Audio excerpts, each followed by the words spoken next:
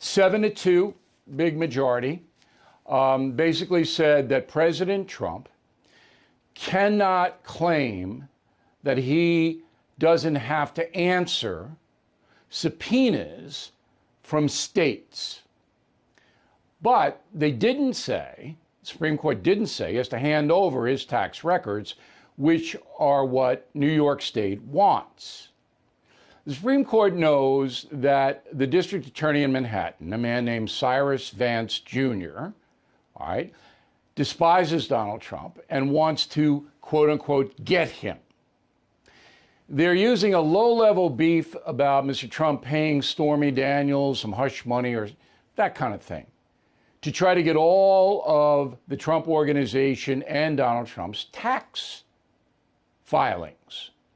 Cy Vance is trying to do that so he can go over it and see if he wrote that off illegally or whatever. Okay.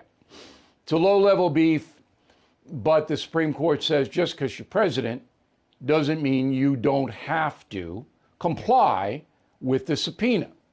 You with me so far? But the Supremes didn't say that Donald Trump has to give his tax returns to Mr. Vance. No, they kicked it back down to lower courts that will eventually say the same thing, that he does have to hand over the tax records. But then the tax records go to a grand jury proceeding where they are secret. But they won't be secret. As soon as the Trump organization has to hand over tax returns, they'll be leaked to the New York Times. That's a crime, but no one will investigate it. And the New York Times could be held criminally liable, but it won't be. So that's what is likely to happen. And I'm putting this on the record so when it does happen, I'll play you the tape.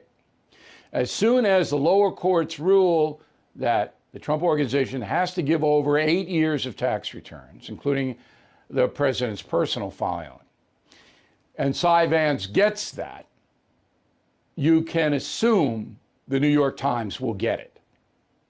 Okay? Supreme Court knows this. They know how it works.